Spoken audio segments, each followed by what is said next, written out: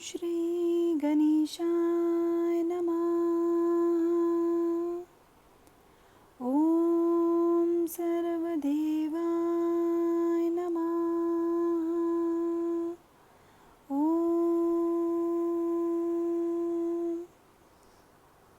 Jai Shri Ram. Jai Shri Ram. In chapter 2, we learned about Sita Ma's arrival.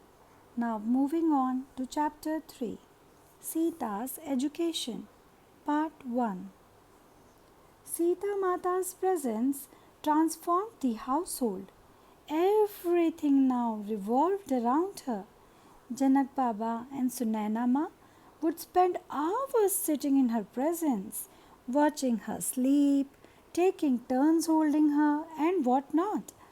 I had never seen our Baba like this, and we were all surprised that anything in the material world could so transfix him. Our Baba, who had transcended all attachments.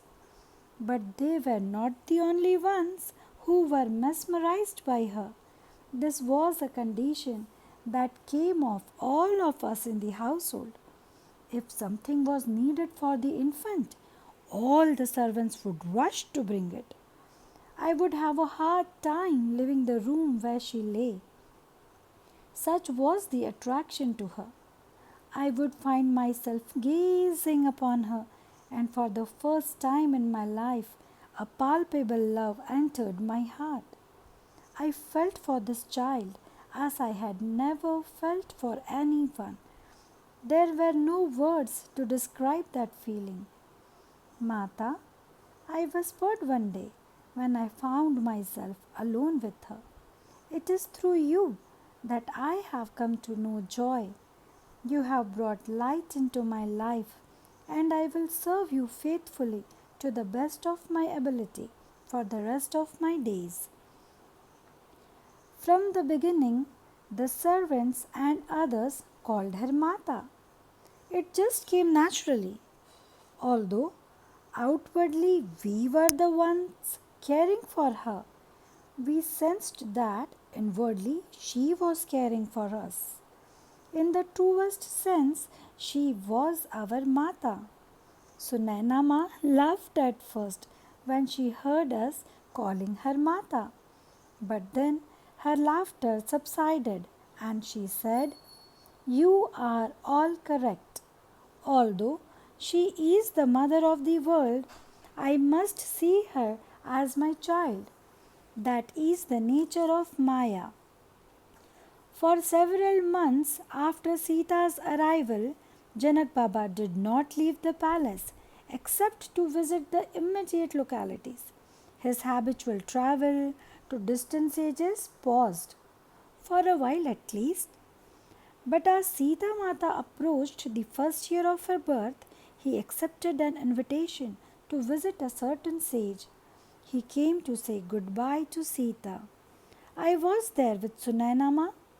As he explained to Sita Mata where he was going, Sunaina Ma looked at me with a smile, amused that Janak Baba would speak to the infant as if she is fully grown.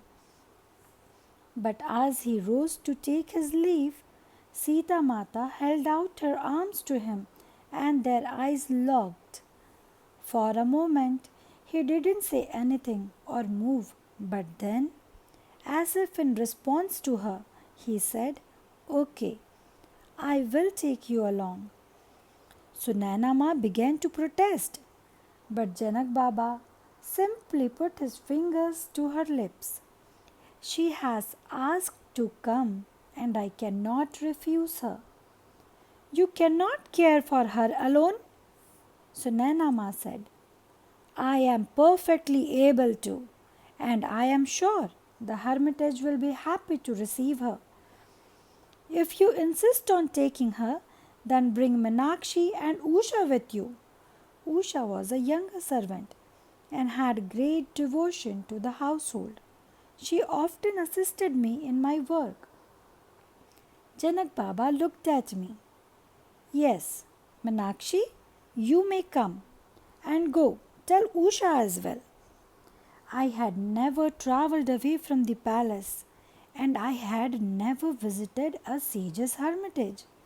This would be a totally new experience for me. It took us all day to reach the hermitage, but this was due to the many stops we made. The Maharaja used such trips as an occasion to visit the villages and speak with the people, who always insisted on offering him a meal, and he could not refuse them. This was the first time for them to meet Rajkumari Sita. As word spread that the Maharaja was passing through, accompanied by his daughter, people came from many villages to greet them. I was amazed at how open and receptive Janak Baba was to the crowds that gathered. He did not seem to mind in the least the many attempts to touch and hold her, and Sitama was all smiles and giggles. When we finally arrived at the hermitage, the sage seemed not at all surprised that we had baby Sita with us. I was expecting you, he said to her, and I am glad you have come from your first lessons.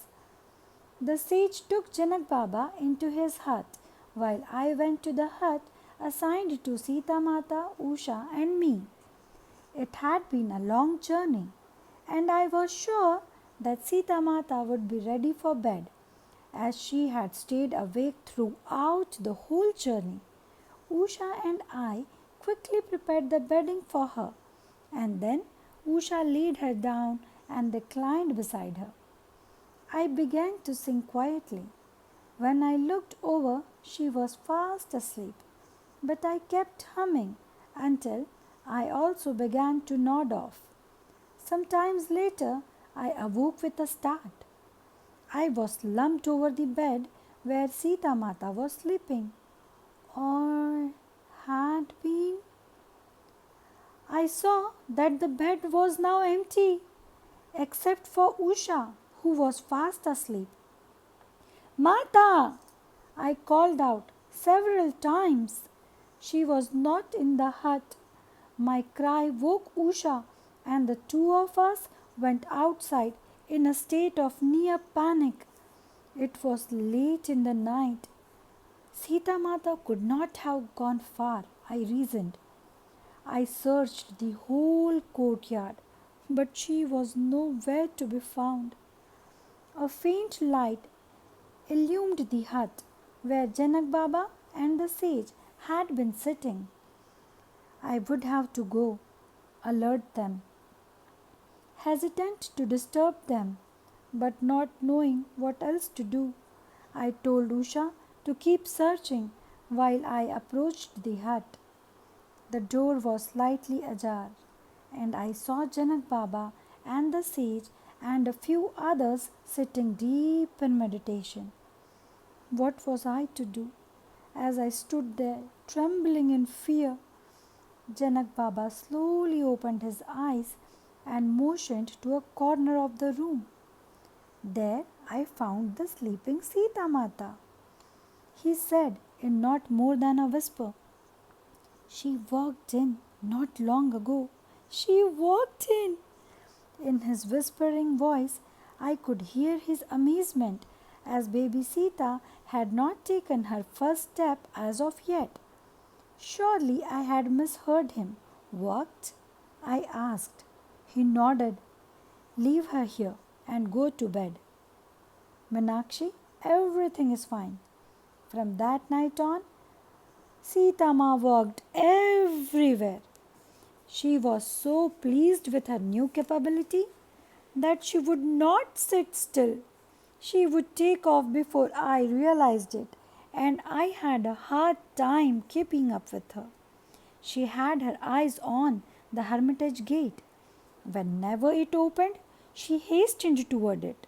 The forests lay beyond, and at a certain moment I realized that this was where she wanted to go. The day before we were scheduled to depart, Sita Ma managed to escape my watchful eye and slip out the open gate. I rushed after her, but Janak Baba stopped me. Let her explore, he said. Clearly, she needs to go there. She has been looking in that direction this last few days. Maharaja, shouldn't I follow? Said Minakshi.